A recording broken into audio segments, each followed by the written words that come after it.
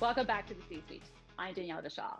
On this segment, we're going to be talking about accessible social media and marketing. Here to lead us in this conversation is Kelly Schwab. She is the owner of Schwab Media. So welcome, Kelly, to the show.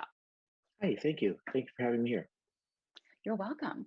So you have this really nice history and a strong background, really working from graphic design to having your own media production company. How did you end up now doing social media marketing?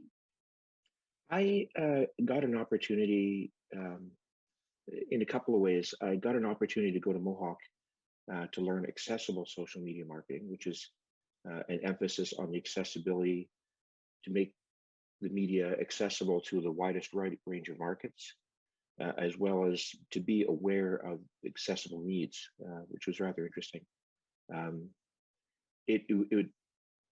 I have a bit of a background in accessibility as well. I'm disabled. My dad's disabled. My oldest son is disabled, and so I'm kind of seeing it from the practical side um, rather than just the theoretical side. So the Mohawk course kind of opened my eyes to the fact that this was possible to take all the design and production tools that I've had developed over the years and aim it at a particular market that I hadn't thought about, honestly. An underserved market. And can you share a little bit more about what the differences is between, say, regular marketing and the accessible marketing that you're doing now? There's a number of laws that changed in January this year to make sure that general communications from companies over 50 employees meets accessibility standards. Things like make sure there's text that screen readers can read in websites, for instance, closed captioning on videos, alternative text in photographs in Facebook and Instagram. So again, screen readers for people who are visually disabled, a screen reader can read to them and describe what the picture is. There's a couple of other standards in terms of font sizes and colors, contrast, things like that. That broadens the range. According to Statistics Canada, 1 in 5 Canadians are disabled in some way. So it's actually a fairly large market that is, like I say, it's being underserved somewhat. So you're helping to fill that need. Yeah, it's the other side of my business also deals with diversely abled people running businesses and helping them with the technology they need to be able to run the business, as well as making sure that everyone else's communications is accessible.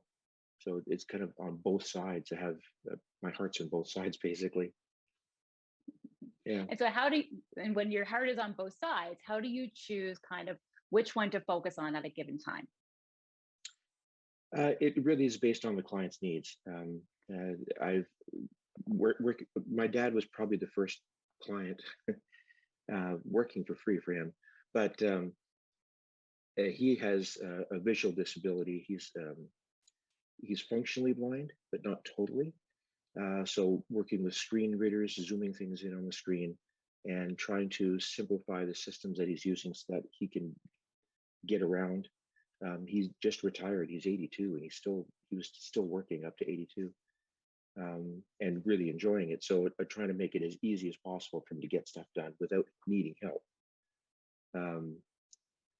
On the other side, I've got a number of clients that just want to expand their market reach because they're realizing, again, disabled Canadians make up a fairly large market, and there's no reason to exclude them from being able to shop or research information and whatnot. In some cases, it actually enhances the design of the website. How do I put that? I worked with a client that had some brochures that were very nicely designed. They were very, very, very classy looking design, but the contrast was really low, and I was having a hard time reading it. I've got a little bit of visual disability as well, and we realized that we need to be able to just bring the contrast up to make it easier for people to read, because even people without a disability will read it faster and react to it more quickly, and that's just effective design for sales, right? Um, the quicker you can get somebody invested in the design, the more likely they are to react positively to it. So it sounds like a lot of your work as well is educating your clients on really what accessibility is and how their current materials are not meeting the needs of really that broader clientele and audience. yeah, in a lot of cases, design is sometimes just for the aesthetics, and that's not always effective marketing anyway.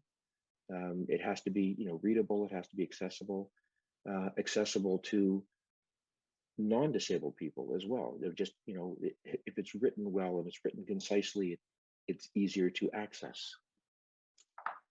So it's good design overall. Mm-hmm. And we only have about a minute left, Kelly, but would you be able to give some quick tips to anyone listening and watching as to kind of what they might be able to do in their marketing materials or on social media to make what they're posting and sharing more accessible? So for Instagram and for Facebook, alternative text under pictures for screen readers. Make sure that there is no text in the picture, or if there is text in the picture, it's repeated in the comments. What they call camel case or uppercase and lowercase in hashtags. Just makes it easier to read rather than all lowercase. Very, very simple stuff. And it helps everybody, not just diversely able Canadians. So a lot of it's really simple. Interesting. So when you talk about hashtag, it'd be like hashtag capital letter and then the rest of the word in small letters. Yeah. Really? Yeah. It just increases readability. Wonderful. I didn't know that. So thank you. Thank you for sharing that tip. Wonderful. Right. And so thank you for sharing as well, kind of your journey from really like graphic design and media production to supporting like this really like you said, underserviced community, really helping to make our communications accessible for everybody. Well, thank you for having me here. You're welcome.